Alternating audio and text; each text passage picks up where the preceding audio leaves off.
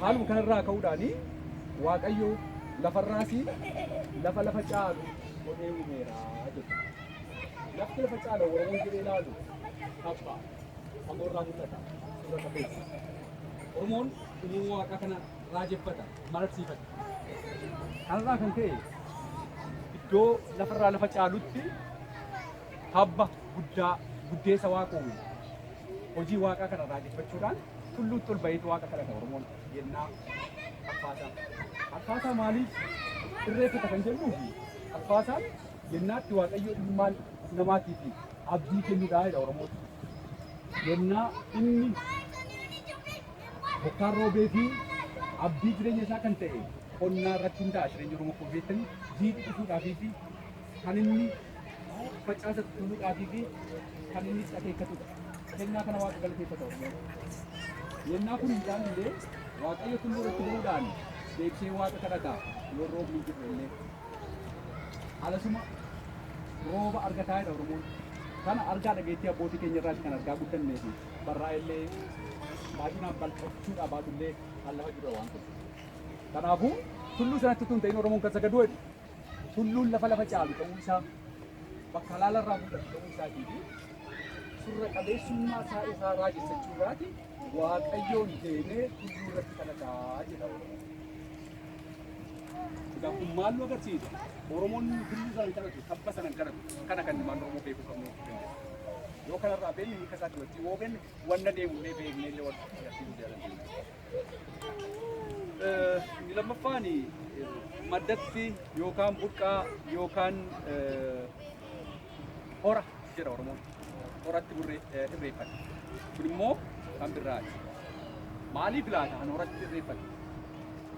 Maaliif immoo maddatti irreeffata yoo birreeffata kan jedhuufi.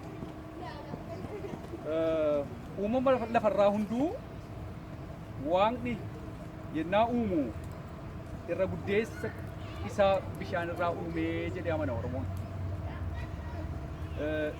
Kanaaf immoo himaa fi dhageetti abbootii keenya irra darbee saayinsiin jabanaallee qaamni namaa qaamni uumamaa irra guddaan isaa bishaan ta'uu ragaa ba'a. Egaa akkuma jenne Oromoon yennaa maqaadhuma illee waamu madda jedha. Maddi kun maali baati? Madda uumamaati. Madda lubbuu qabeeyyiiti. Madda jireenyaati. Madda jedha. Hiikuma isaatii wajjin Oromoon akkatti lafa kaayee qaba. Bishaan jedhu yookaan hora jedha. Loon hora hobaafatte ni hora jedha Oromoon. Horri maqaadhuma isaarraa yoo kaasne baay'ina argisiisa. Guddina agarsiisa. Kabaja inni madda sanaaf agarsiisa. Akkasumallee madda jedhee ilaala. Madda jechuunis immoo irraa ka'umsa waa tokkoo yookaan eegala waa tokkoo ta'uu agarsiisa. Kanaaf Oromoon maddatti irreeffata. Madda irratti maaliif irreeffata? Oromoonidha.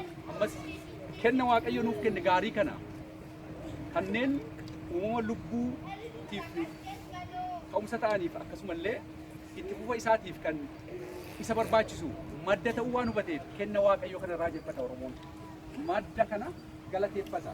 Qabatamaan isa bira dhaabbatee yennaa Waaqa kadhatu kennaa isaa kana raajeffachuudhaan akka itti nama qabamu. Kanaafuu Oromoon ammas kan inni raajeffatu kan inni irreeffatu.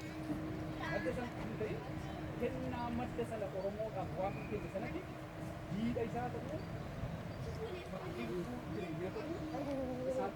Waaqayyo kennaa isaa sana of biratti qabatee of biratti ilaalaa Waaqa kan keessataa egaa kana waliin qabnee kanneen fakkaatu kuni Oromoon lafa irreeffataa, Oromoon kan kadhataa, Oromoon maal kadhataa? Oromoon mukatti amanaa kan jedhamu beekuu dandeenyutti. Natti Oromoon mukatti si kadhatu. Oromoon bishaanitti kan inni kadhatu. Oromoon tabbatutti kan inni kadhatu. Kan maal Oromoon madda keessa madda guddaa jaallata. Guddeessa Waaqayyoo jennaatti irraa jechuudha abbootiin keenya. Muka keessa muka guddaa jaallata. Kunis immoo guddummaa Waaqayyootiifi guddina kan kennu Waaqa ta'uutti amanaa jedha Oromoon. Namarraallee nama guddaa Oromoon ni kabaja. Egaa jenereeshinii ammaa beeku Oromoo bara abbootii keenya akka dursaa dhufa isaaniitti jaarsa kabaja Oromoon.